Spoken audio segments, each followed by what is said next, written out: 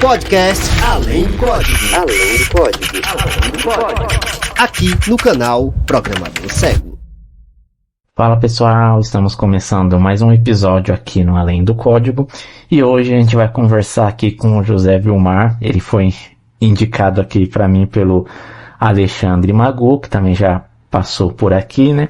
E o José Vilmar, ele é da lista de e-mails lá do Pessoas Cegas Programadoras, né? Eu não faço parte da lista de e-mail, só tô no grupo do WhatsApp, mas ele era da lista de e-mail e ele aceitou aqui participar, compartilhar um pouco da história dele. Então, José, seja muito bem-vindo e muito obrigado por ter aceitado o convite.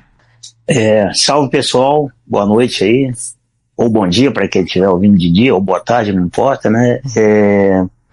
Eu que agradeço o convite, né? Para mim é sempre um prazer participar desses eventos e contar um pouco da história da gente aí, né? Uhum. Até como uma forma de aprendizado. Eu acho que a gente aprende muito ouvindo o que os outros fizeram, passaram, né? Até aprende o que deve fazer e o que não deve fazer também, né? Que é muito importante, né? Não basta aprender só o que é bom, né? Às vezes é bom a gente aprender o que a pessoa fez de ruim também para não fazer, né? Então é sempre interessante, né? E eu fico grato aí pelo convite. Espero trazer alguma coisa de útil aí para todo mundo também, né? Ah, sim, com certeza. Eu tenho aprendido muito com o pessoal que já passou por aqui e tenho certeza que hoje não vai ser diferente. E a pergunta que eu sempre faço aqui para abrir a conversa é a respeito da deficiência visual. No seu caso, você já nasceu sem enxergar, perdeu a visão depois?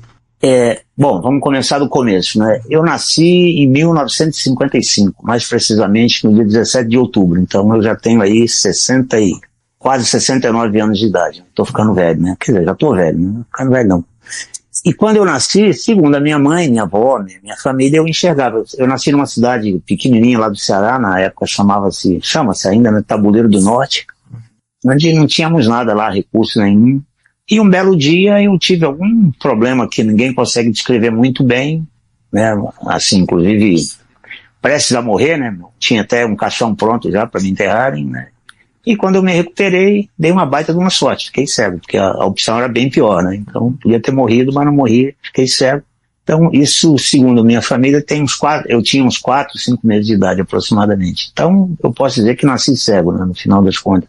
Uhum. Já que foi com 4 meses que eu perdi a visão, né? Então, nasci cego, vamos colocar dessa forma, né? Para não falar muito. Sim, né? Porque você não tinha muita visão, muita lembrança da época que enxergava, então desde que você se entende por gente, você não enxerga. Exatamente, eu sou cego desde que eu comecei a ver alguma coisa. Quando você viu, já não estava vendo nada. Já não estava vendo, exatamente, né? Essa é a história. E lá no Ceará tinha muito caso assim, né? As pessoas, e por isso que eu falei que eu dei sorte, né? Porque, segundo a minha mãe, né? Minha mãe perdeu vários filhos mais ou menos da mesma forma, né? Segundo elas, iam murchando, ela diz nisso, ia murchando e morria, né? Eu murchei, mas depois recuperei e perdi sua visão. Então eu me considero um felizardo, né? Nesse sentido. E aí, como é que foi a adaptação naquela época? Creio que as coisas não era hoje, né? Não tinha tecnologias assistivas, associações, essas coisas. Não, até porque tinham duas coisas que a gente não tinha, né? Essas coisas assistivas, né? Não tinha tecnologia, computador na época que eu nasci era só, nem de filme, nem ficção, quer dizer, já existia, mas a gente não conhecia, ninguém conhecia, né? A cidade onde eu morava era uma cidade muito pequena, nem médico tinha, né? Na época, quando eu fiquei doente, quem ajudava lá era um curandeiro que passava por lá, um curioso, né? Então não tinha médico, não tinha nada, e depois a gente se mudou para o Paraná, para uma outra cidade que tinha tanto quanto ou menos do que a cidade que eu morava. Então, realmente a gente não tinha nada, né? Então, assim, até uns 7 anos de idade, mais ou menos, eu vivi, sei lá, fazendo o quê, né? Brincando, talvez, né? Levando chinelada da mãe de vez em quando, tal, essas coisas que todo mundo naquela época levava, né? Uhum. E depois fui para São Paulo para estudar. Aí começou realmente, foi ali que eu comecei a ter alguma coisa, né? Estudei num colégio chamado Padre Chico, muita gente deve conhecer, né? Pelo menos o pessoal de São Paulo, era um colégio bastante conhecido, né? Então fiquei lá e ali que começou a minha vida efetivamente do ponto de vista de conhecimento, né? De estudo. Uhum. Mas realmente não tínhamos nada, né? A adaptação era Braille. Depois, quando a gente começou, mesmo na escola, né, a gente não tinha nada, era Braille, reglete, né, e as coisas bem arcaicas, assim, coisas táteis, né, globo terrestre pra gente olhar e tal, coisas que eram produzidas lá pela Fundação Dorina, né, mas não tinha realmente nada nesse sentido. Interessante. Eu sou aqui de São Paulo, né? E eu tô na fila para receber o treinamento de orientação e mobilidade lá na Fundação Dorina. Então, mas pessoal lá, meu treinamento e tal, eu acabei fazendo no próprio colégio, no Padre Chico. Nesse sentido, foi um colégio bastante bom para mim, nesse sentido, né? Meio que alavancou, assim, os primeiros passos, né, que eu dei na vida profissional. Do ponto de vista de formação, de cultura, de estudo, né, foi ali, né? Então, tem uma certa gratidão pelo colégio também. Eu não tinha muito contato na época com a fundação, né? Embora a gente tivesse lá para apanhar alguns livros e tal, né? Os livros que a gente usava na escola vinham de lá também. E era o que a gente tinha naquela época, né? Não tinha nada muito mais do que isso não, né? Por volta de 1970, mais ou menos, né? Começaram a aparecer algumas coisas para algum tipo de ajuda, né? Então, talvez ninguém nunca tenha ouvido falar aqui, né? Começou a surgir um aparelho chamado Optacom. Ele tinha uma câmera, né? E tinha uma célula onde você passava aquela câmera num livro, num texto lido, né? E aquela célula que tinha, você com o dedo, ela tentava imitar o que era aquela letra, o que ela estava vendo. Era uma espécie de um OCR, mas bem rudimentar mesmo, era meio que letra a letra. Né? Então você era melhor do que nada, mas você perdia muito tempo. Eu não tive contato com esse equipamento, mas conheço gente que teve, né? E era, como eu costumo dizer, né, era o que tínhamos para o momento. Um precursor aí do Be My Eyes. Acho que menos até, porque ele só lia, né? Ele falava assim, você só... Não, quer dizer, na verdade você conseguia ver algum contorno, né? Mas era uma superfície muito pequena e era tátil, né? Não tinha voz, não tinha nada disso, ok? Então era algo assim, bem rudimentar mesmo. Obviamente caro, né? Porque nem todo mundo conseguia ter, não era uma coisa barata de se ter, né? Na época. Acho que a fundação quem trouxe até, mas era assim, foi talvez a tecnologia mais, na época, né, mais próxima de alguma coisa assim, né, de ajuda que eu vi, foi esse Optacom, né. Me lembrei dele agora por acaso, né, coincidência. E aí, como que se deu o seu contato com a tecnologia, com a informática, numa época que, creio eu, não existia JAWS, NVDA, Fox, nada disso. Então acho que você desbravou muita coisa. Não, eu vou contar essa história. Eu sempre gosto de contar porque é interessante. Em 1974, mais ou menos, a gente conheceu um professor, né, talvez muita gente já tenha ouvido falar, chamado Domingos Cessa Neto. Era uma pessoa cega também, e só Deus sabe como ele conseguiu, ele também sabe, né, claro, ele conseguiu um curso, né, ele conseguiu alguém que desse para ele um curso de programação de computador. Bom, na época, né, computador já era pra gente uma coisa assim, né, muito, nossa, o que é isso, né, não sei, mas me disseram que o cara que trabalhava com isso ganhava bastante dinheiro. Eu falei, puxa, tudo que eu tô precisando, né. Quem não, naquela época então era muito mais difícil, né.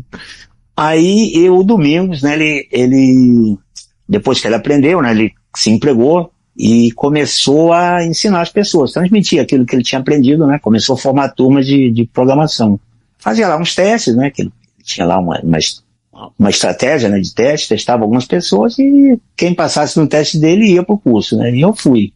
E na época a gente não tinha, computador na época era mainframe, né, você não tinha computador como você tem hoje, né, com acesso ao teclado, tudo bonitinho. Era um mainframe que você não conseguia nem transportar, né? Você nem via o computador, você não passava não tinha contato físico com ele, né? Era uma sala isolada, com ar refrigerado, assim, uma máquina monstruosa, né? E você fazia os programas, e aí vem a parte que era interessante, né? As pessoas, vou falar genericamente, né? Depois eu vou falar o que a gente fazia, né? Quando a gente começou a trabalhar.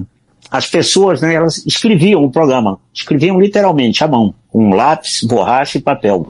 Então você escrevia os comandos numa folha de papel. Tinha até umas folhas pautadas com um formato já bonitinho, com quadradinhos e tal, para as pessoas poderem escrever o código, né. O cara escrevia lá, if, A igual a B, aí tô falando de COBOL, né, porque foi a primeira linguagem que eu aprendi, aliás foi a segunda, a primeira foi Assembler, mas não importa muito. Então o cara escrevia lá um comando, né. uma linha lá, if A igual a B. Na outra linha, move C to D. Na outra linha, display, resultado de D igual. O cara escrevia isso manualmente. De posse disso, depois que ele acabava o programa, o que ele fazia? Ele entregava para uma pessoa, a gente chamava de perfuradora de cartão. Era uma menina, normalmente eram mulheres, né? Geralmente, mas tinham homens também. Né? E o que a pessoa fazia? Ela transcrevia aquele programa que o cara escreveu, que a pessoa escreveu, né? Para cartão perfurado. Não sei se o pessoal já ouviu falar de cartão perfurado, mas cartão perfurado era um retângulo de cartolina, mais ou menos, um papel grosso, né? Ele era dividido em 80 colunas e 16 isso mesmo, 16 linhas e 80 colunas. Então, o que a perfuradora fazia? Em cada coluna, ela fazia 2 furos. E dependendo da combinação dos furos, né? Se ele furasse, por exemplo, a coluna 12 e a coluna 1, era a letra A. Se ele furasse, por exemplo, a coluna 15 e a coluna 1, era o número 1. Se ele furasse a coluna 13 e a coluna 1, por exemplo, era o J, e assim por diante. Então é uma máquina, assim, não sei se o pessoal já viu máquina de datilografia, né, mas era uma máquina, tinha um teclado, né, e você e a pessoa, né, o perfurador de cartões, o operador, né, vamos chamar assim, o operador ia digitando aquilo no teclado, né, e ia saindo os cartões. Cada linha de código, né, do que o programador escrevia naquele papel era um cartão que saía. Aí depois, de posse daqueles cartões, você colocava num equipamento, que era uma leitora de cartões, aquilo era lido, o computador compilava o teu código, né, e gerava uma listagem, né, com os eventuais erros de compilação. Então era essa brincadeira, entre aspas, né? A forma das pessoas trabalharem na época que eu comecei a programar, era assim, entrada do computador, cartão perfurado e saída da listagem. E a forma de transcrição era, você escrevia aquilo na mão, né, assim, manualmente mesmo, com lápis, borracha e papel, entregava para alguém transpunha aquilo para cartões, né, e esses cartões eram lidos por uma leitora lá de cartões que alimentava a máquina, o computador, ele compilava, já tinha um compilador COBOL, outras linguagens, né, Fortran, PL1, PL1, tinha algumas linguagens assim, Assembler, tinha gente que programava em Assembler também, que era uma linguagem bem próxima da linguagem de máquina, né. Aí o resultado geralmente era o resultado da compilação, né, era impresso, né, se desse 0 erro, legal, 0 erro, vamos rodar o programa, aí você rodava o programa. A pessoa se esforçava também pra errar menos, né, porque haja Não, cartão. exatamente, e pelo seguinte, né, tem 2 coisas, era cartão e outra coisa, o ciclo de CPU naquela época era muito caro, mais caro mesmo, então o cara queria o computador para produzir resultado, não para compilar programa, né, compilar programa era uma necessidade, claro, mas você tinha que compilar, né? Mas o cara queria gastar lá para processar a folha de pagamento, para, né, imprimir carnê da Previdência, e era caro, né? Então, assim, às vezes você tinha direito a 2, 3 compilações do programa. Se você compilasse mais do que aquilo, o chefe ia te perguntar o que estava bem, se tinha algum problema, se precisava de alguma ajuda.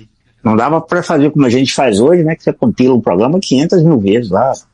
Altera uma linha, aperta F9, sei lá, depende da ideia que você está usando, e opa, compilou e deu erro aqui, caramba, deu erro, acho que está errado aqui, aí o cara vai lá, conserta. Da mesma forma, né, que depois que você acabava de compilar o programa e antes de executar a Vera, né, antes de executar em produção, você tinha que testar também, né, então, e geralmente dava loop, você acessava a área de memória errada, todas as coisas que a gente tem hoje ainda, né, dependendo da linguagem, antigamente era muito mais comum isso, né, erro de lógica, e às vezes você era obrigado, assim, meio que depurar o programa na mão, olhando o código mesmo, né? Então, você lia, antes você não tinha um depurador, né, para rodar o programa como a gente tem hoje com um depurador, né? Você pegava lá o programa e ia ler o código, às vezes você pedia ajuda para alguém, isso para mim foi ótimo, né? Porque eu acabei aprendendo muito por conta disso, que às vezes as pessoas, me ajuda aqui a depurar o programa, aí eu dizia, então lê para mim aí.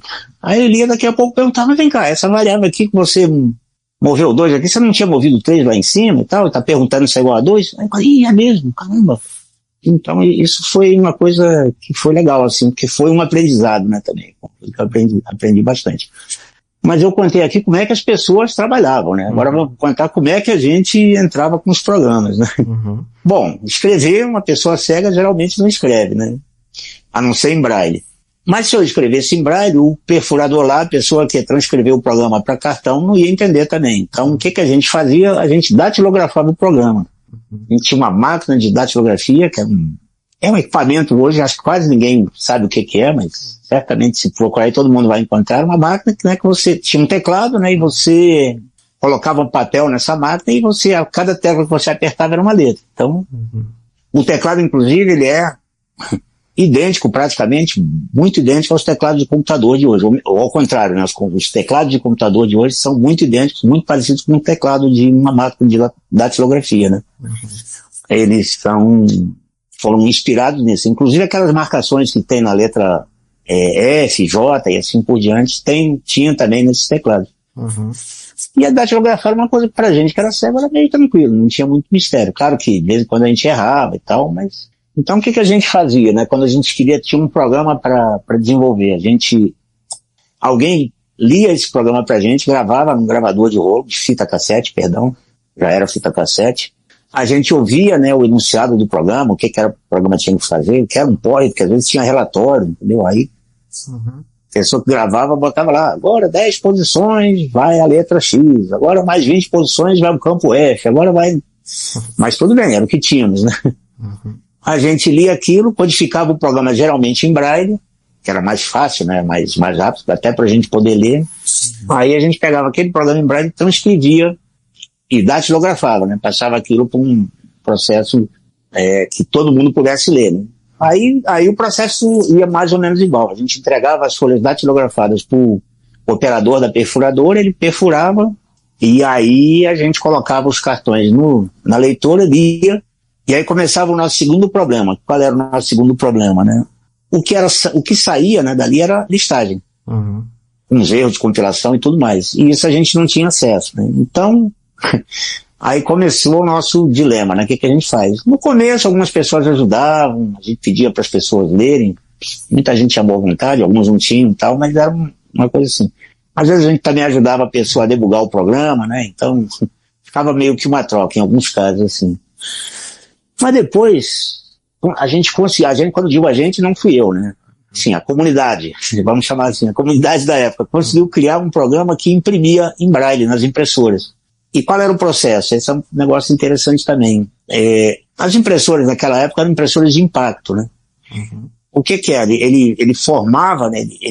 Você tinha na impressora uma cinta metálica, né? Com todos os caracteres, de A, Z, números e tudo mais, né?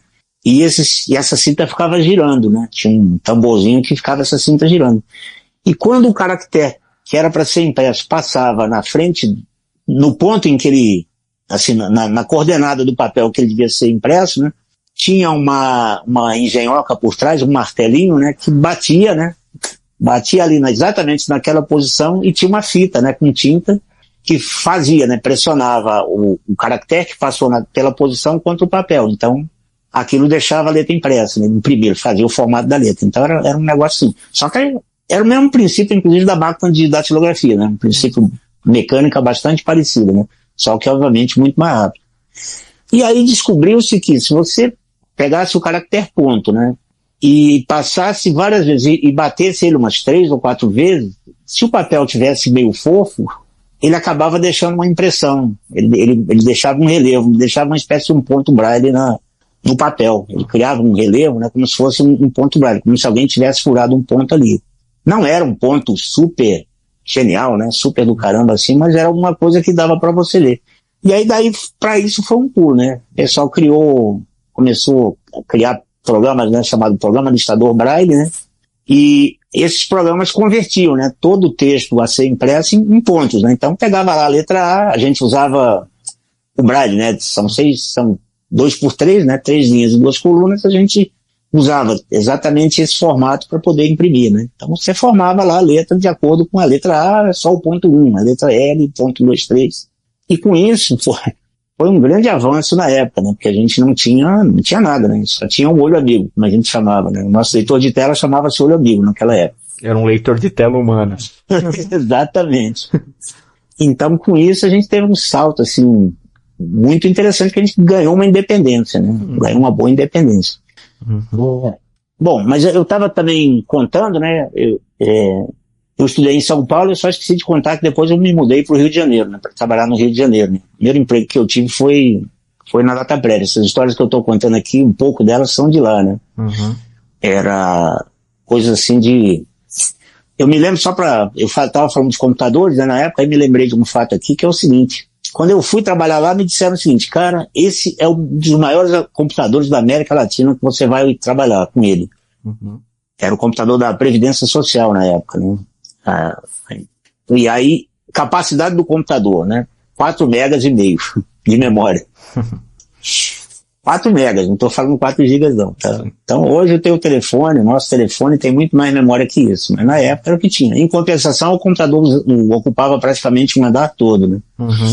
Os discos, né? A capacidade de cada disco era de 200 megas.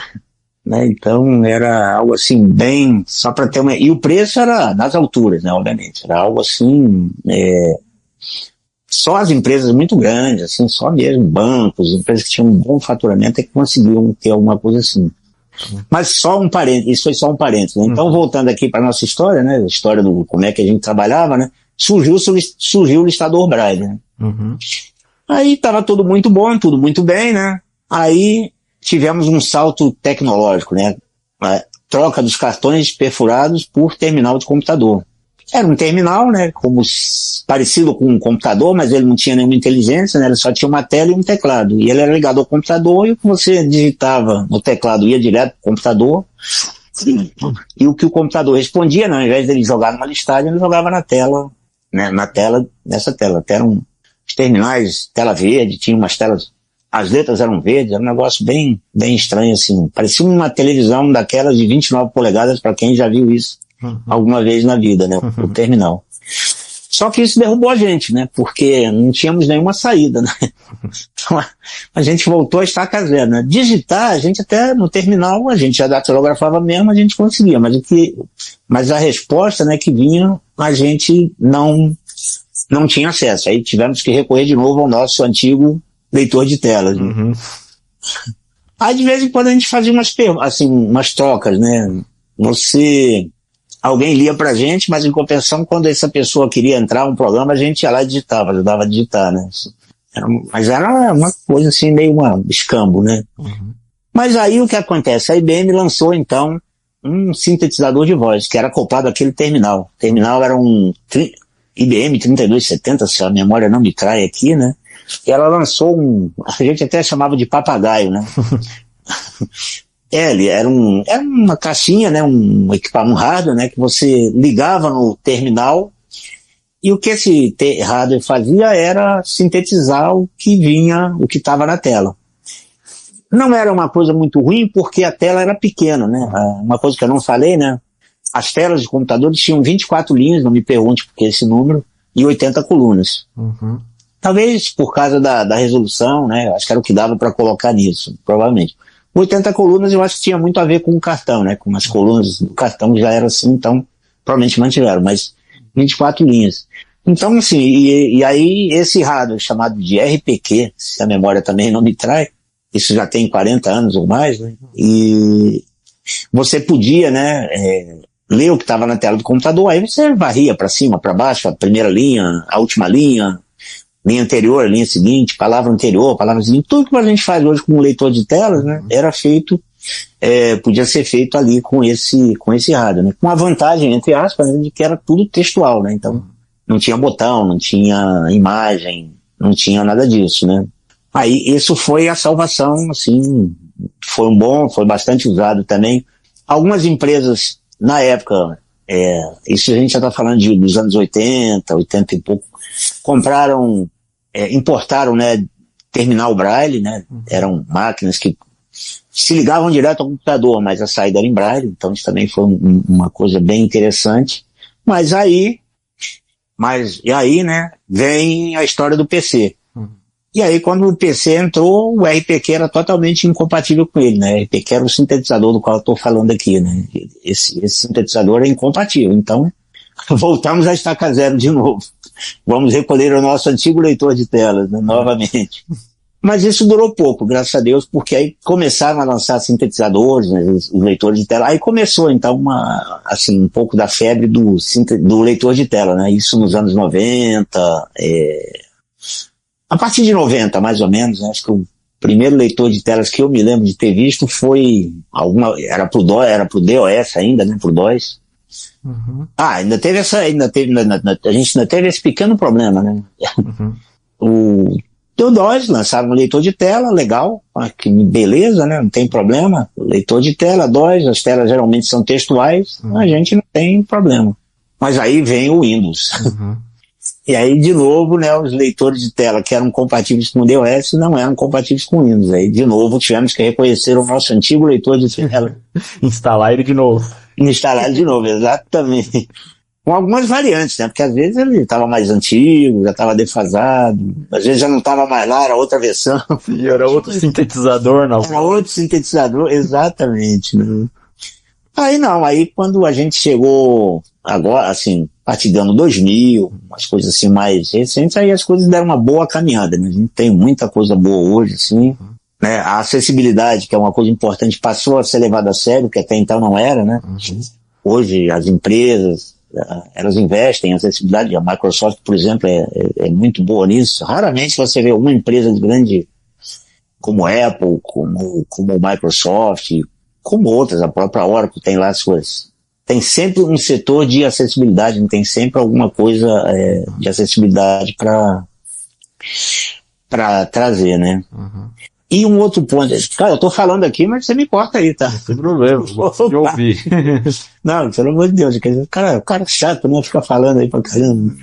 Então pode me cortar, fica à vontade, tá? E uma outra coisa que a gente teve muita dificuldade também, que eu acho que é interessante contar, né? Uma história que eu conto um pouco em torno de brincadeira, mas é verdadeira, né? Uhum.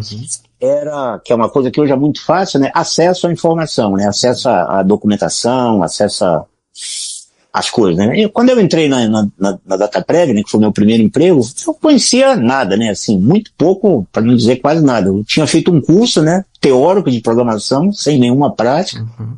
Tinha uma vaga ideia do que era programar, né? Sabia, assim, as coisas básicas, mas não tinha, assim, agilidade, não tinha conhecimento, não tinha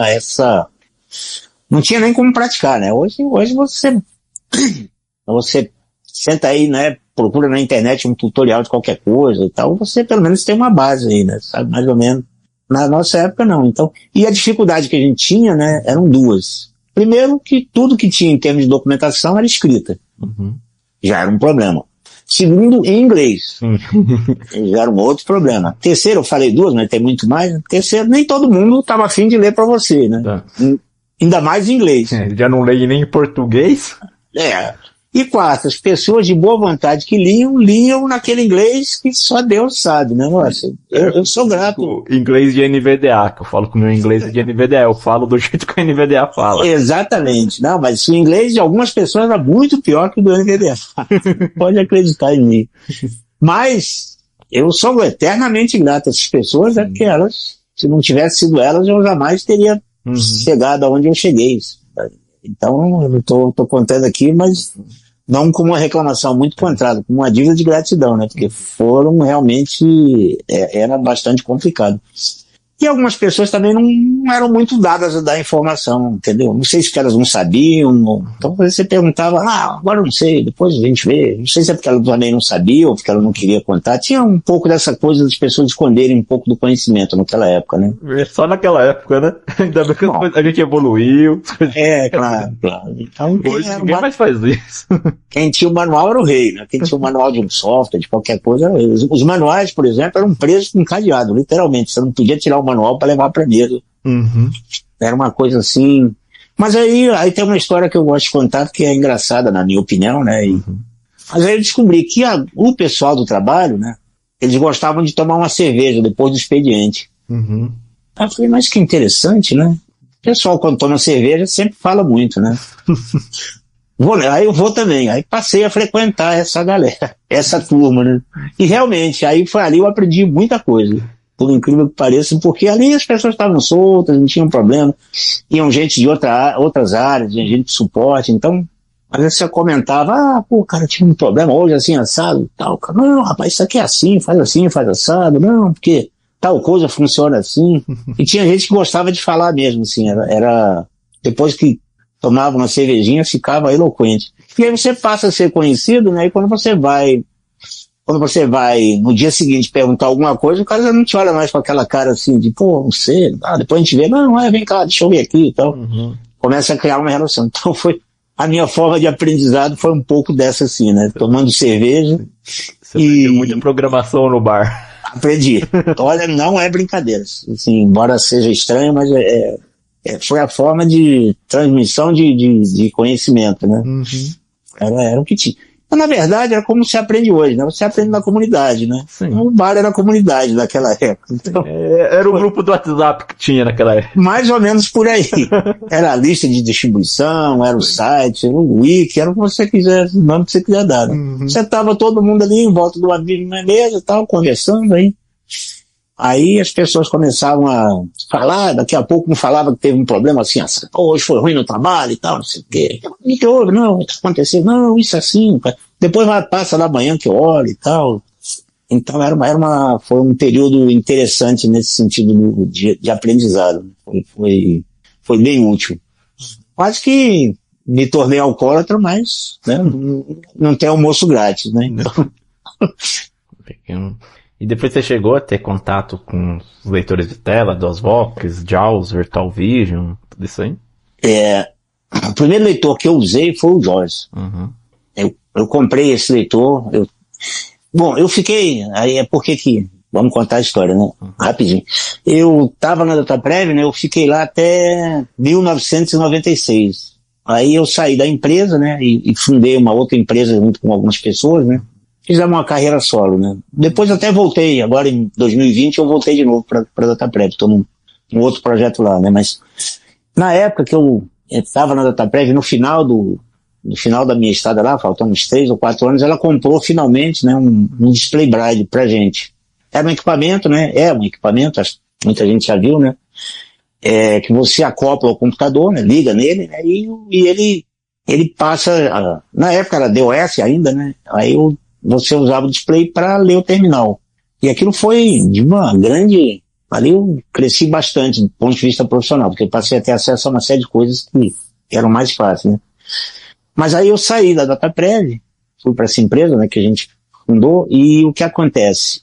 Fiquei sem equipamento para trabalhar, né? Aí eu falei, eu vou ter que investir em algum leitor de telas, né?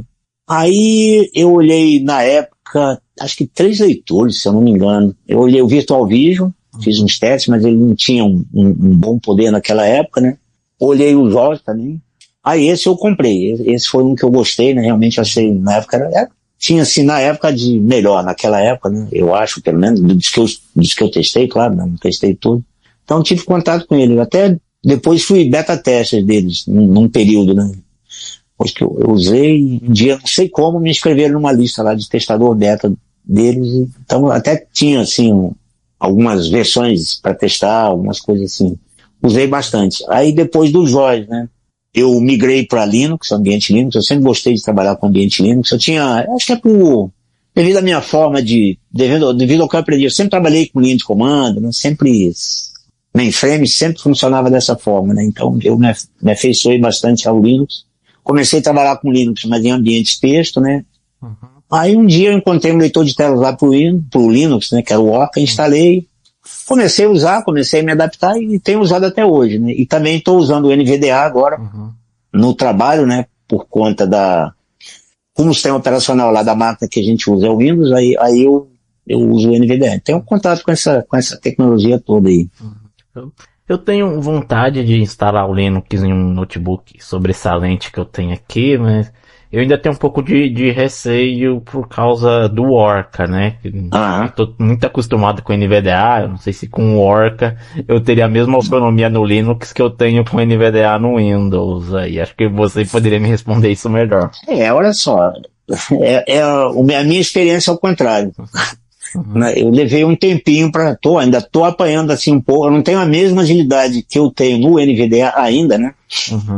a mesma que eu tenho com Orca, entendeu? Uhum. Então é muito, eu acho assim, os dois leitores da minha leitura, né, são ótimos, assim, eu acho que o Orca tem evoluído muito, assim, é um bom leitor, tem lá seus problemas como qualquer outro, né? Acho que o VNVDA, não, tenho certeza, né, que o NVDA também é ótimo, sim, mas é aquela coisa do costume, né? Você está acostumado a usar um. Quando você migra para um outro, né, e ainda mais quando você muda de sistema operacional, aí tem uma dificuldade inicial grande, né? Mas eu, assim, sou suspeito para falar porque eu sou usuário dos dois, né? Então, e assim, tenho mais predileção pelo Orca, não porque ele seja melhor ou pior, é só porque eu tô acostumado com ele, né? Eu uso ele há 10 anos, sei lá, ou mais, né? Então, sim, já me acostumei, né? Quando você se acostuma com alguma coisa, você meio que ignora às vezes os defeitos. Tem É que ignora. é acostumado Você com o narrador do Windows? não, esse eu nunca usei, pra ser Tem honesto. gente que é acostumado, então. Não, exatamente. Não tem leitor bom nem leitor ruim. Tem leitor que a gente consegue usar e que a gente não consegue usar. Problema, né? Exatamente, né? Por exemplo, o pessoal critica o DOSVox, né? Realmente, para eu não usaria o DOSVox porque não atende às minhas necessidades. Mas para outras pessoas, né, que precisam só ler e-mail, acessar alguma coisa na internet, deve ser do caramba, né? Então, não adianta eu ter uma Ferrari se eu não consigo dirigir Ferrari, né? Não serve para mim. Sim. Então, às vezes, né, uma Bengala é melhor que a Ferrari, nesse caso aqui, concorda? E até conversando com o Marcelo Pimentel, né, o criador do DOSVox, ele falou, você chega assim pra pessoa, um idoso, alguém que perdeu a visão agora, nunca teve contato com um computador, nada, você não vai largar ele no Windows com NVDA e aprende aí. Exatamente. Pode ser uma porta de entrada aí, uma rodinha na bicicleta pra pessoa. Exatamente, pode ser aqui exatamente o ponto de entrada pra pessoa, né? Atende o que ele está querendo, né? Atende. Se atender, tá muito bom, né? Não precisa... É aquele negócio. Às vezes a gente quer ter um negócio super do caramba, mas para não usar, ou para usar muito pouco recurso, então... Às vezes você não precisa de uma bala de canhão para ficar barata, um chinelo já dá conta. Opa, tranquilo. Exatamente. E quando você entrou assim no mundo da programação, você gostou logo de cara, se encantou? Você gosta de programar? Gosto. Realmente é uma das coisas que eu gosto muito, assim. Gosto de escrever programa, principalmente eu gosto de codificar. Tenho essa... Ficar assim achando, sabe, uma forma boa de fazer isso aqui fica melhor se for assim, se for assim. Gosto de aprender outras linguagens também. Quando eu entrei na empresa, na linguagem que o pessoal usava era COBOL. Linguagem comercial e tal. Aí um dia, nesses papos de cerveja, né, que eu ouvi falar de um tal de AWOL, que era uma outra linguagem que o pessoal usava, né. Aí eu comecei a me enturmar e foi ótimo, porque me deu base para boa parte assim, das coisas que eu aprendi. Ficou muito mais fácil aprender Java, aprender, sei lá, .NET, algumas coisas assim, porque parte, não tudo, né, mas parte da estrutura da linguagem eu já conhecia do AWOL, por exemplo, né. Então eu gosto, eu tenho acho que eu vou morrer programando, muito provavelmente. Eu conversar que eu também gosto bastante. Eu só não quero programar a minha morte, mas se eu morrer programando tá bom, eu gosto, assim. É claro que chega uma hora que você vai ficando cansado, né, assim, cabeça já não tem aquela agilidade que a gente tinha, não lembra de todas as coisas, mas a vantagem é que agora as coisas se registram, né, mais fácil de acessar, então não lembro, mas você vai na internet, ou mesmo em algum programa, algo que você já fez, você recupera a informação que você não tinha, né, você esqueceu. Mas é sempre bom, eu gosto, realmente, uma das coisas que eu gosto de fazer é isso aí, eu acho interessante. Também gosto, eu gosto do computador, acho que desde o primeiro computador, meu pai levou pra casa, um Windows 3.11 e já me encantei com aquilo lá. Aí uns anos depois fiz o curso técnico de informática e aprendi lógica com Pascal, na época eu ainda enxergava, né? Daí depois o que me encantou mais foi programação web, né? Aí PHP, HTML, CSS, JavaScript me encanta mais, não curti muito programação desktop não, né? Eu vi o Pascal, Delphi, mas mexer com web me encanta mais. Entendi. Eu já sou o contrário, web não me encanta, assim, eu gosto de mexer com back-end, servidor, coisas desse tipo, assim. Não tenho muita vocação para front-end, né, para HTML, isso realmente, JavaScript é uma linguagem que eu tá até melhor agora, assim, mas eu pulo um pouco, né, não curto muito não, assim, tenho uma certa dificuldade com ele. Eu gosto de coisa assim textual, sabe, pra você ler, assim, coisas, pela cultura, né, pela formação, né. As coisas são meio if, aquelas coisas são muito mnemônico, né, H1, H2, até sei o que é, mas eu não, parece que não fala nada, entendeu? Isso é engraçado isso. É uma questão de estilo, né, mas é algo que não fala, assim, né, te diz o que tá acontecendo aqui, né? Não tem um fluxo, né, não tem uma história. Eu acho que o programa, pelo menos eu vejo falando assim, como se eu estivesse lendo uma história, sabe? Quando me contaram uma história, né? É meio assim, né? Como se eu estivesse lendo um livro, como se eu estivesse vendo um texto. Então, tem que ter algum sentido, né? Olha, tá, if, o que é isso? If A igual a B. Agora, quando você vai HTML, o cara bota lá, HTML, body, não sei o quê. São coisas meio mortas, assim, pra mim, né? Não quer dizer que seja bom nem ruim, mas é só uma forma de ver a coisa, né? Questão de preferência. Chegou a mexer no Python? Também mexo, conheço. Do Assembly chegou assim no Python, né, uma diferença brusca assim na verbosidade. Mas o Assembly eu não programei Assembly, eu aprendi, né? Foi a primeira linguagem que a gente aprendeu. O Domingos fazia questão de ensinar isso pra gente, né? Fez, pelo menos na minha turma, né? A gente aprendeu o Assembly do IBM 370. Foi bom, assim, deu uma boa base, deu base para algumas coisas na época, assim, foram úteis, né? Mas depois disso a gente começou a programar em COBOL, então eu nunca programei em Assembly, a não ser uma vez aí, eu tive que mexer em algum código do Z80, se eu não me engano.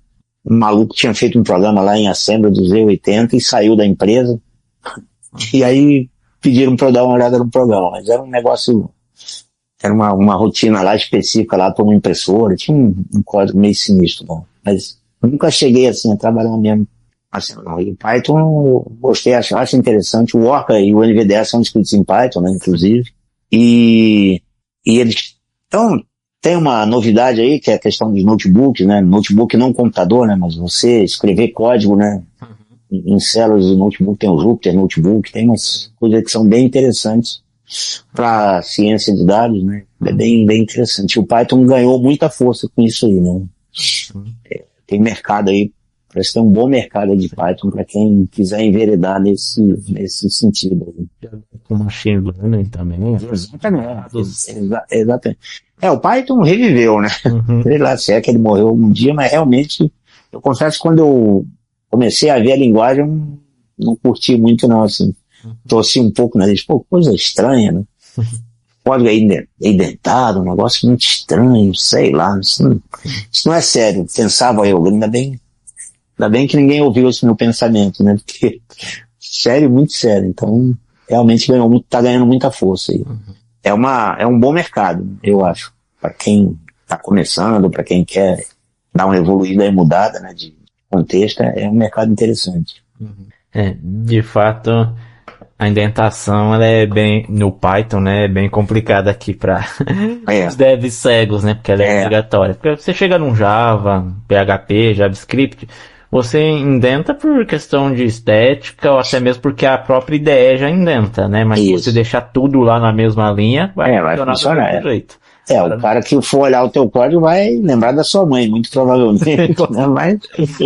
Mas em questão de funcionalidade. Mas vai funcionar, exatamente. O Python funciona. Mas as IDEs estão ajudando bastante nesse negócio do Python, assim, nesse negócio da indentação, né? Porque o VS Code, por exemplo, que é um cara que eu uso, é uma ideia que eu uso, né? Que eu gosto, inclusive, ela ajuda bastante, assim, ela já identa para você. Ela te diz, dependendo do leitor que você esteja usando, ela te dá um sinal de que a quantidade de espaço, né, que você tem, então não chega a ser um grande problema, né? É um problema, pode ser um problema quando alguém escreve um código muito longo, assim, né? Aqueles códigos if, código linguiça, né? Aí pode ser um problema mesmo. If, else,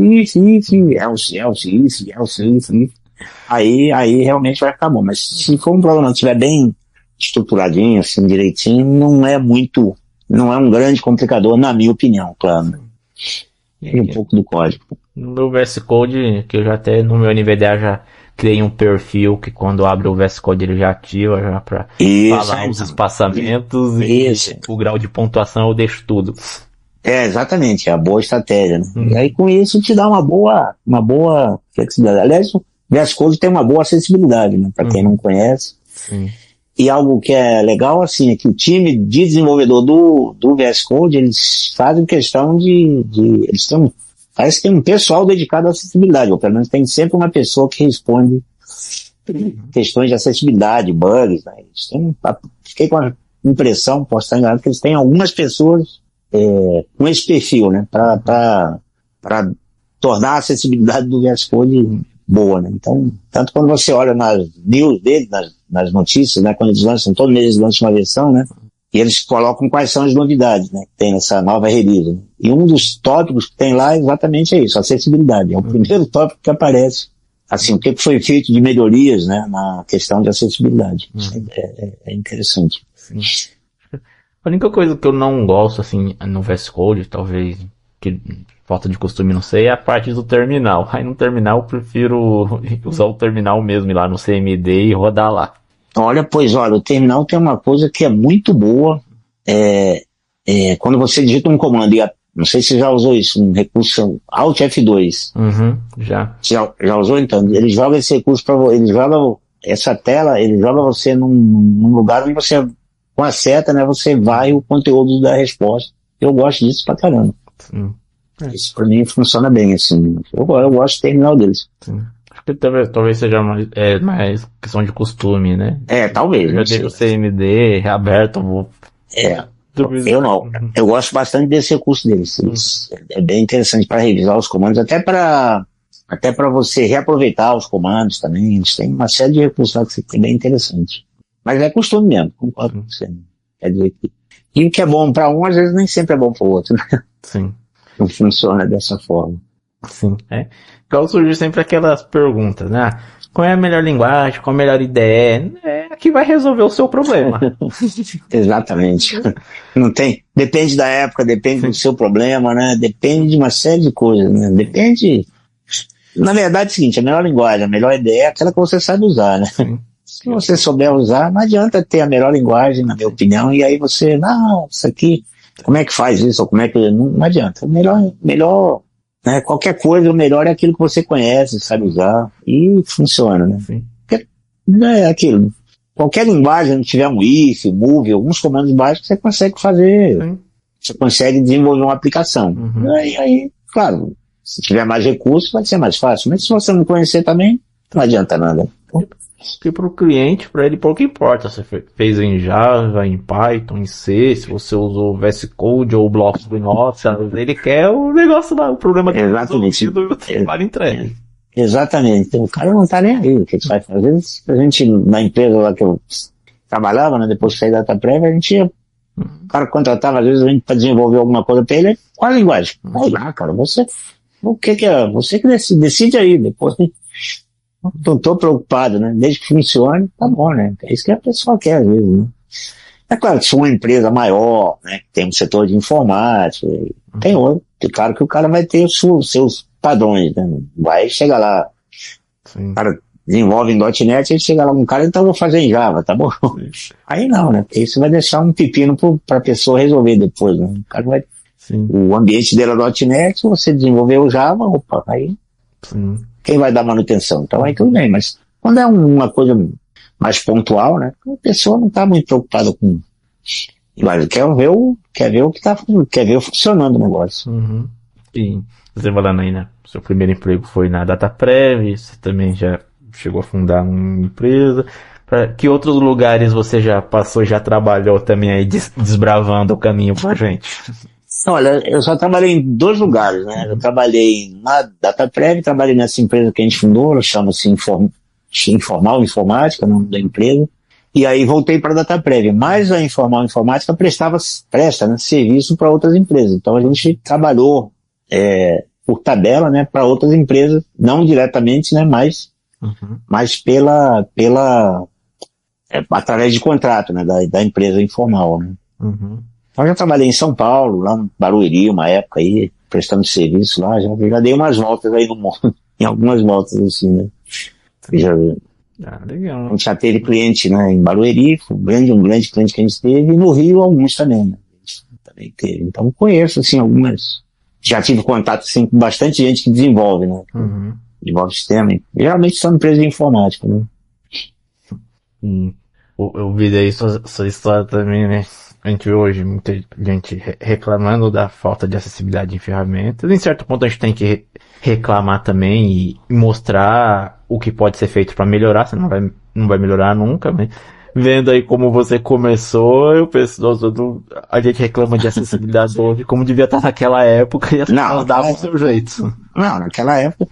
O ser humano é meio assim, né? Ele se adapta ao que tem, né? Isso é meio da natureza humana, né? Você consegue sobreviver, às vezes, com pouco, né? Uhum. Foi meio assim que aconteceu com a gente, mas reclamar, a gente tem que reclamar mesmo, mas também a gente tem que, de alguma forma, participar, né? Ajudar, ou sugerir, ou dizer, olha, isso aqui não tá legal. Porque não adianta só a gente chegar e dizer, olha, isso aqui tá muito ruim, ponto. Sim. Tá, mas e aí, como é que melhora? Sim. Não sei, se vira aí. Então, assim, reclamar é um direito e acho que as pessoas até gostam quando você aponta, né? Assim, olha, isso aqui não tá legal. Uhum. Esses dias mesmo tem um amigo meu que ele pediu mesmo exatamente isso aí. Será que você não pode dar uma olhada no site que existe uma plataforma de ensino, né, que eles estão desenvolvendo? Uhum. E aí ele perguntou, você não pode dar uma olhada aqui para ver como é que tá? Queria ver como é que tá a acessibilidade, né, do ponto de vista de acessibilidade.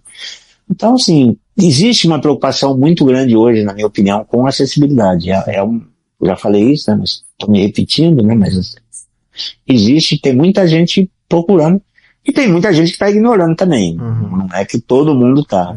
Mas é um pouco o papel da gente, né, de todo usuário, né, questionar, ponderar, olha, isso aqui não tá legal. De forma legal, né, também não pode chegar lá pro cara e mandar o cara, olha, isso tá uma eca, tá uma porcaria, né? Então, assim, porque as pessoas melhoram, né? Uhum. Tem como melhorar, as pessoas têm boa vontade. E mostrar para a pessoa, né, também, para a pessoa que está fazendo o negócio, que aquilo pode representar dinheiro para ele. Sim. O usuário cego é um consumidor em potencial, concorda? Você compra passagem de ônibus, de avião, compra coisa na Amazon, né, as pessoas compram, são consumidores. Uhum. E então, se você coloca, né, uma acessibilidade boa, você vai se sentir, vou comprar num site que tem acessibilidade, ou um que não tem acessibilidade. Uhum. Não, custa 10 mil reais a mais, sei lá.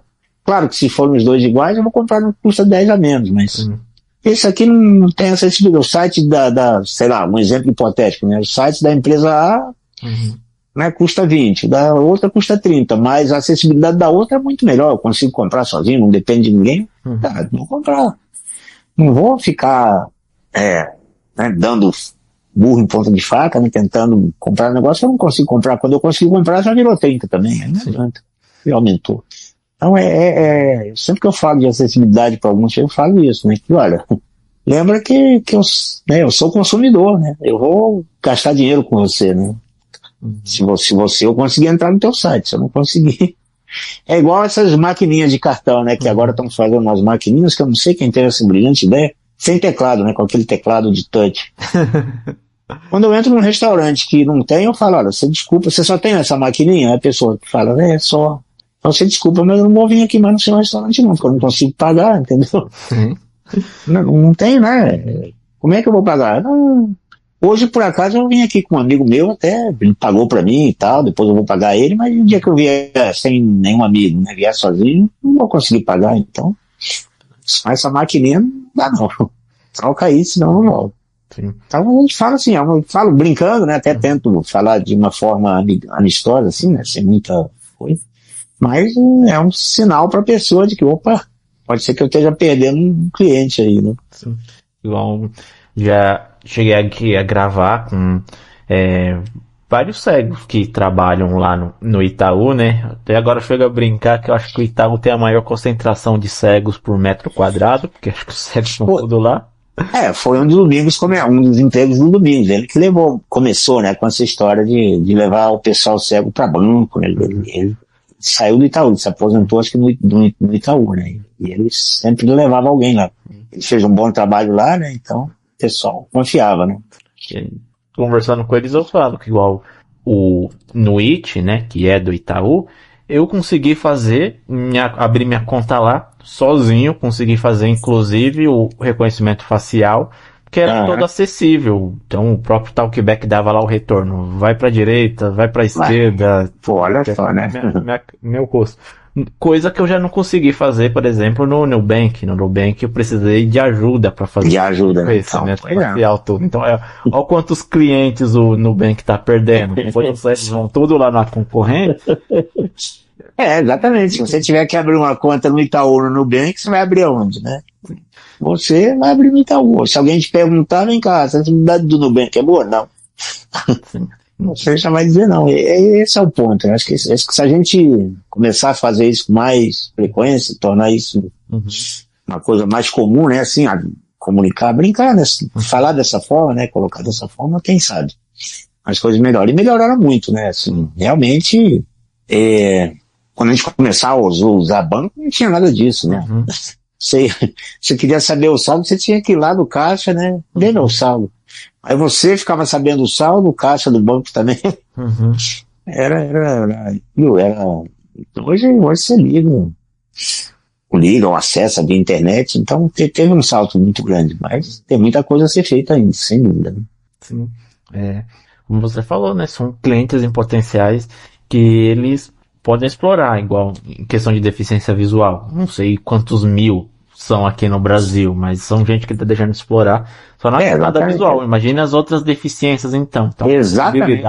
Aí, quanto que eles estão deixando de ter de lucro por não deixarem as coisas acessíveis para...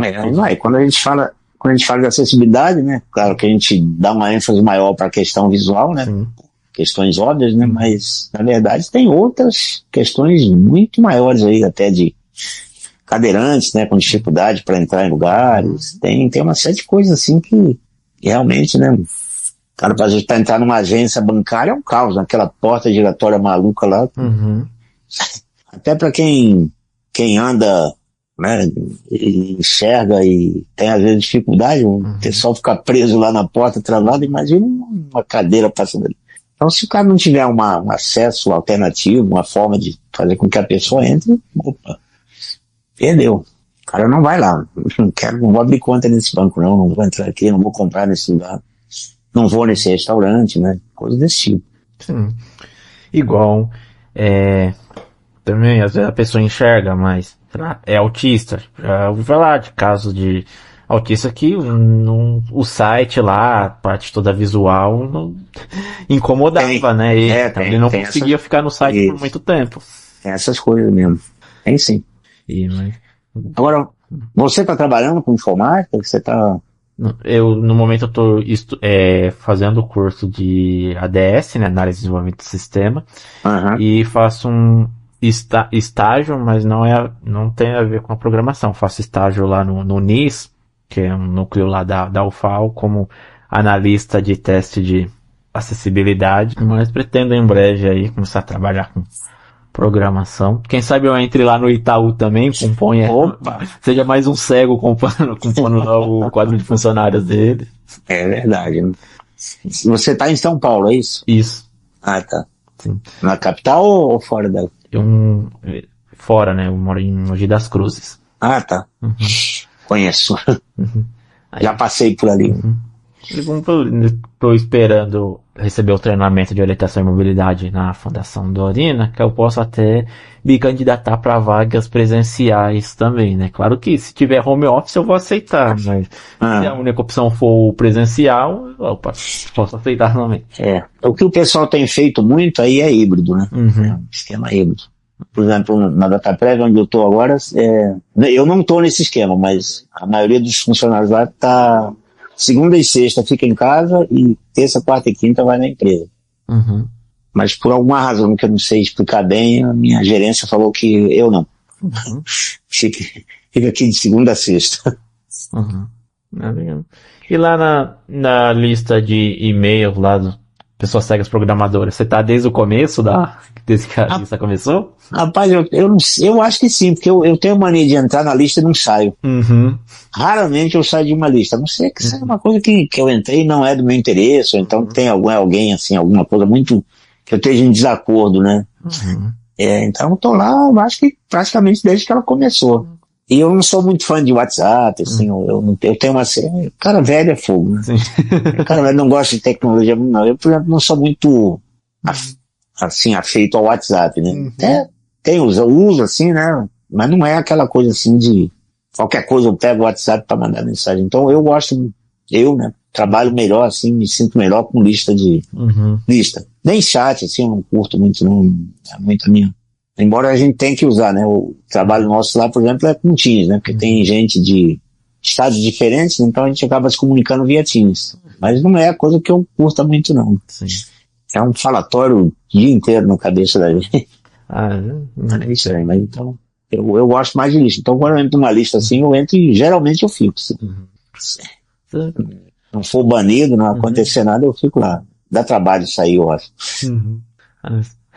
Olha, eu te falar que acho que você tá fazendo bem, né? Que eu entrei já direto pelo WhatsApp, quando me convidaram tudo lá. É legal, conheci muita gente bacana lá, sempre rolam umas conversas boas lá, tudo. Às vezes eu pisco, saio do WhatsApp e vou lá, sei lá, 100, 200 mensagens não lidas, tudo. E pois é, às vezes exatamente. O moderador lá tem que intervir um pouco. Esses grupos, e às vezes as pessoas não têm muita, não tem muita noção, né, do que é o WhatsApp, assim. Aí o cara manda uma série de coisas que não tem nada a ver, fica meio... Se não tiver um moderador, não tiver um grupo de família de WhatsApp, eu saio de todos. Isso. Todos. Nem com a minha mulher eu tenho um grupo de WhatsApp. Fica recebendo bom dia, boa noite todo dia. E aí o cara manda figurinha. Uma vez eu briguei com meu irmão por causa disso, né? Ele me, vira e mexe, tava mandando uma foto. Eu falei, cara, tu não sabe que eu sou cego, cara? Tu fica mandando essa porcaria, como é que eu vou ver, cara? Tira, sai daí. Não. Parou, acho que ele se tocou, né? Mas sabe, qualquer coisinha lá vinha ele. Mas, nossa, isso aqui não vi. Um dia eu perdi a linha com ele. Mas, cara, tô mandando essa porcaria. Não viu que eu sou cego? E tem muito disso, muita imagem, né? Pessoal manda, muita coisa. Tudo bem, eu entendo, né? Mas não é pra mim. Respeito, entendo, mas não é a minha praia, não. Eu uso o WhatsApp pra fins mesmo, pra coisas bem específicas mesmo. Muito Sou bom. muito de... Acho que você mantém a sua sanidade mental intacta, assim. Talvez, né? Sei, ou não, né? Então eu fico retrógrado, né? Sei lá, vou ficar atrasado, vou ficar... Mas tudo bem, eu também. 68 anos, acho que não... Vou fazer 69 anos agora, acho que não já tô bem, né? Acho que já. Ainda vai codar muito. Acho que sim. Por isso que eu tô fugindo do WhatsApp. ainda vai digitar muito código aí. E caminhando aqui pro nosso final, né? Uma coisa que eu sempre pergunto aqui pros convidados é o que você curte fazer aí pra dar uma relaxada, esparecida, porque codar é muito bom, tudo, mas tem aquela hora que a gente não quer ficar muito na frente do computador, não quer uma linha de código na nossa frente, não. A gente quer relaxar um pouco. O que você curte fazer? Olha, eu gosto, assim, caminhar. Eu moro aqui perto do aterro do Flamengo, né? Então tem uma pista aqui de caminhada bem perto aqui de casa, dá uns 10 minutos. Aí eu sempre, de manhã, sempre que possível, né? Antes de ir pro trabalho, eu gosto de dar uma caminhadinha ali. E gosto, às vezes, de ir à praia também. Não aquele rato de praia que fica lá o tempo todo, mas gosto, assim, de ficar. Gosto também de, às vezes, tomar um chopinho para relembrar os bons tempos de aprendizado. A breja já te garantiu muita coisa, né? Muito, opa, devo muita ela. Aprendi muita coisa tomando cerveja. Gosto de ler também, alguma coisa assim. Depende da época, assim, um pouco de época, né, também. Não tem uma coisa assim, não tem um hobby explícito, assim, não. Tem gente que tem um hobby explícito, né? Na casa de um colega nosso aí, de sábado, né? O hobby dele é mexer em Fusca. Já tem 3 Fuscas lá, e ele mesmo que faz o motor, é o hobby, ele é médico, né? Mas tem esse hobby aí. Eu não tenho uma coisa explícita, assim, não, eu gosto de sei lá, fazer tal coisa, né? E eu gosto de estudar também um pouco, assim. Mas quando eu não tô codando, assim, eu tô dando uma geral, assim, em outras linguagens, coisas que eu não conheço, né? Pra ver como é que é. Não que eu vá mergulhar nisso, mas pelo menos pra ter uma uma noção, né, de como é que funciona, ver se é uma coisa, se eu acho que vai ter futuro, né, se vale a pena. Porque às vezes alguém vem te perguntar, né, conhece isso? Aí eu, olha, não conheço, mas já vi, é assim, faz assado. Então, eu gosto dessas coisas também, né? Então gosto um pouco de Fórmula 1 também. É meio estranho, mas eu gosto. Gosto de história do mundo, assim, de ouvir coisas relacionadas à história, né, de fatos antigos, eu gosto dessas coisas também. Legal. E acho que muita pessoa que tá ouvindo aqui esse podcast agora, acho que você acabou de dar aí umas desculpas para as pessoas. Quando, por que você tá bebendo? Você tá indo tanto no bar? Tô indo lá pra aprender. Funciona. No meu caso, funcionou. Não sei se aquele detalhe, né? Nem todo remédio serve para todo mundo, né? Não, Mas tô indo aprender. Bebo porque eu tô querendo estudar. Um remédio que é bom para mim não necessariamente é bom para o outro, mas no meu caso funcionou, né?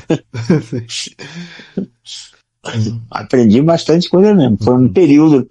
É que na época, de novo, né? Repetindo, na época as coisas não eram fáceis, né? Então você tinha que lançar a mão do que você pudesse, né? Sim. Se você tinha alguém que conhecia um pouco mais que você, né? Deixa eu conversar com esse cara. E às vezes a chance de você conversar com a pessoa era, né, assim, né? Não, o trabalho não dava, né? Então, e aí o cara tava mais pojado, aí se animava. Mas é um teste, né? Na verdade, assim, né? É o que a gente faz hoje, acaba fazendo de uma outra forma, né? A gente acaba conversando com as pessoas, mas à distância, né? Sim. Então você acaba aprendendo coisas dessa forma também. Não precisa mais beber, provavelmente. Não precisa estar perto, né? Mas essas lives, né? Esses podcasts, assim, de certa forma, acaba virando uma certa conversa, né? Só não tem a cerveja ali. Hoje a gente aprende sóbrio. Exatamente. O que é um ganho, né? Pode ser bom. A saúde é bem melhor, né? Mas tá numa roda de conversa, assim, aprendendo com quem tem mais experiência que a gente, é sempre bom. Esse podcast aqui tem aprendido muito. Não, com certeza. Você não entende? Eu aprendi, assim, a base, né? A base que eu tive, né? Para aprender as coisas depois que eu aprendi, né? Lendo, estudando por conta própria, foi graças a isso, né? Porque você escuta histórias. A gente escutava histórias do Arco da Velha, né? Gente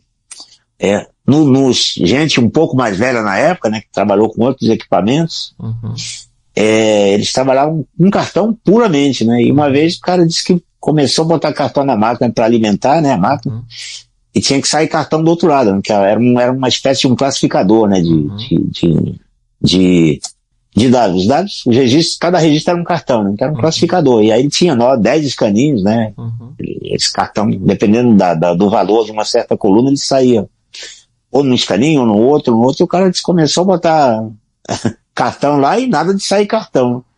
Quando ele abriu, rapaz, a máquina tava tudo amassado, os cartões embolaram, tudo amassado. Só teve uma alternativa, o cara se foi em casa, pegou um ferro de passar roupa e trouxe para desamassar os cartões. Então, assim, tinha umas histórias, né, na época, assim, a gente achava...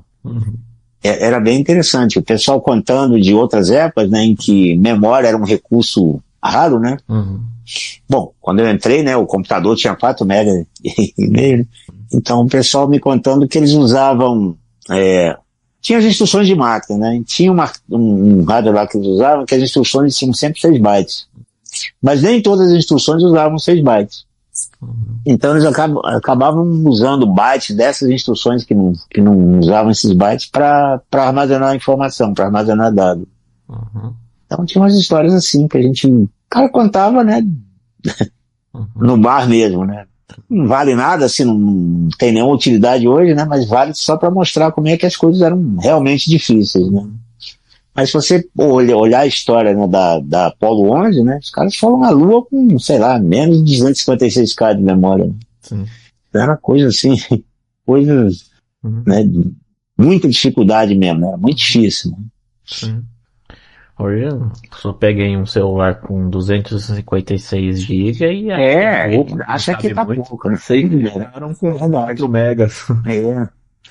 Quando a gente começou a usar a internet, aqui no Brasil, né, a gente não tinha um link, não tinha gente que tinha. Só um link que existia era o iBase.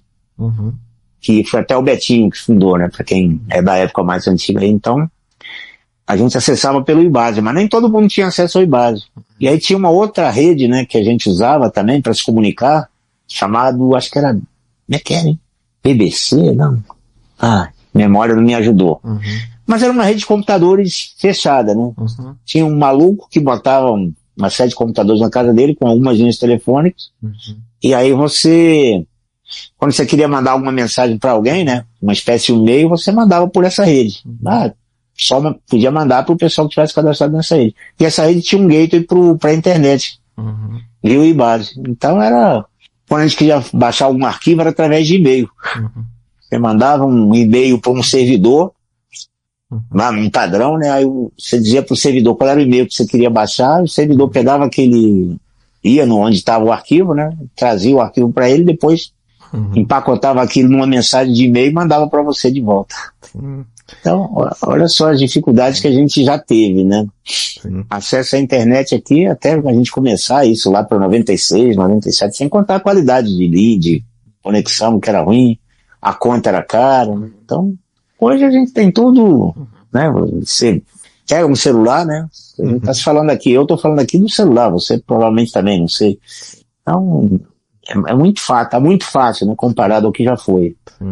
Igual eu sou dos anos 90, né? Então peguei disquete também, lá 1,4 megabyte, aí você, um programa você particionava num monte de disquete, instalar, deu problema num disquete, você perdeu tudo. Perdeu, não, com certeza. Isso aí você tinha que andar com 500 disquetes lá de backup, porque senão você não tava... 800 disquete, aí você ia tirando um e colocando o outro. Aquele deu problema, pronto, não dava pra de instalação não, você perdeu. A instalação do Windows era um monte de disquetes. Você botava lá e ia torcendo bom pra pedir o segundo, que bom. Pelo menos passou pelo primeiro. Pediu o terceiro, falou que legal, tá em qual? No sexto. E deu pau. Então, a gente, só pra, né, mais uma informação, assim, às vezes, tinha máquina que você botava o programa pra compilar e ia almoçar. E deixava ele compilando lá. Quando você voltava, ele tava quase acabando. Hoje você compila um programa em, sei lá, segundos, dependendo do tamanho do programa, né, muito rapidamente. Então, só para mostrar que a gente teve uma evolução enorme, né, nesse sentido. Muito grande mesmo. Acho que a informática, na minha leitura, assim, é a coisa que evoluiu com mais rapidez, assim, né? É a coisa que deu um salto, assim, de né, computadores, assim, que cabiam no andar. Agora você bota o computador... uma vez até, quando eu saí da Dataprev, em 96, né, eles estavam instalando um novo computador lá. Aí eu perguntei lá para um amigo, né, que trabalhava lá, e aí, como é que foi? Tudo bem? Ele falou, cara, tudo bem. E aí, o computador novo é bom? É bom, muito melhor e tal. E aí, grande? Não, cara, subiu no elevador de carga. Aí eu me lembro que o primeiro, que foi esse que eu trabalhei, tiveram que fechar o trânsito na rua para poder entregar o computador. Foram 3 carretas, sei lá, um negócio assim, monstruoso. E isso em 20 anos. Né? Eu entrei lá em 76, e esse computador foi instalado em 76, o outro, tal, que subiu no elevador de carga em 96, quer dizer, 20 anos. Em 20 anos, né, um computador que para ser entregue tiveram que fechar o trânsito na rua, né, agora subiu no elevador de carga lá, negócio comparativo, e um mainframe, muito mais memória, muito mais capacidade, muito maior. Então, assim, o salto foi muito grande mesmo. Literalmente, os computadores já cabem no bolso, tem os tablets, tudo. Não, isso tudo bem, mas eu tô falando de computador mainframe, né? Sim. Desses, né, assim, grandes, né? Grandes, assim, do ponto de vista de capacidade de processar um caminhão de coisa. Mas tem, esse computador que, laptop é algo que se carrega nas costas, aí bota na mochila e leva tranquilamente. Um tablet e cada vez menor, exatamente. É isso. José, obrigadão. Gostei muito da conversa, aprender, assim, ver a sua história. Espero que ajude alguém, né? E vou deixar meu e-mail aí também, se o pessoal quiser falar alguma coisa, ou perguntar alguma coisa, ou brigar comigo, não tem que falar, fica à vontade, né? Deixa aí na descrição. Eu tenho 2 e-mails, tá? O meu antigo, né, é vilmar@informal.com.br, informal, FINFORMAL.com.br, E tem também o josé.vilmar@dataprev.gov.br. Uhum. Então, se eu puder ajudar de alguma forma, se alguém quiser alguma pergunta, ou quiser xingar, ou mandar uma cerveja também, não tem problema. Tá aceitando. Opa! Deixar pra galera não. Mas, de qualquer forma, a gente tá aí. Qualquer coisa que a gente possa ajudar, ou alguma dúvida, qualquer ponto aí, fiquem à vontade aí para mandar um e-mail. Gostei bastante. Espero que você tenha gostado da experiência. Não, foi bom. Gostei sim. Eu acho que é... E parabenizar você pela iniciativa, porque eu acho que é isso mesmo. A gente tem que falar essas coisas, né? Nem que... Até para as pessoas olharem, né? Como é que foi e olhar para frente, né? A gente não ficar reclamando, só reclamando, né? Vamos... Então, acho que é bom conhecer a história, né? Saber o que aconteceu, como é que as coisas aconteceram. Uhum. História, assim, a gente aprende muito com o passado, né? Eu acho isso. Então, nem que seja aquilo que eu falei, nem que seja para o que eu não devo fazer, né? Nem que seja para isso, mas certamente a história tem o seu valor, né? Então é bom conhecer como é que as coisas eram. Sempre útil. Pelo menos eu penso assim, né? Eu gosto também. Então, acho que é uma boa iniciativa essa sua. Parabéns aí. Espero que você tenha bastante gente aí. Muito obrigado. Tá bom. Gente, se você ouviu até aqui, gostou, deixa aí o seu like, né, pro YouTube entender que você gosta desse tipo de conteúdo, te recomendar mais. Deixa aí nos comentários também o que você achou, se você gostou da conversa, se quer o José aqui mais vezes, porque vocês querendo aí eu trago ele, aceitando eu trago ele mais vezes aqui, que eu tenho certeza que ele tem muita história pra contar ainda. Opa! Algumas que a gente não... Tem história que a gente não pode contar também, né? Ah, sim, claro. Essas fiquem off. A gente pode contar, mas não pelo YouTube. Aí talvez por e-mail, quem sabe, não sei. Aí, vocês deixem aí nos comentários. Se você é novo por aqui, seja bem-vindo, se inscreva e ative aí o sininho para você ser notificado quando tiver conteúdo novo. Confira aí os demais episódios, já conversei com muita gente bacana aqui também, tenho certeza que você vai gostar. Confira as demais playlists que eu tenho aqui no canal, né? Às vezes você está querendo entrar aí no mundo da programação, já tem aí umas playlists de PHP, JavaScript, lógica de programação, quem sabe alguma aí te interessa. E nos vemos no próximo episódio. Até mais, pessoal.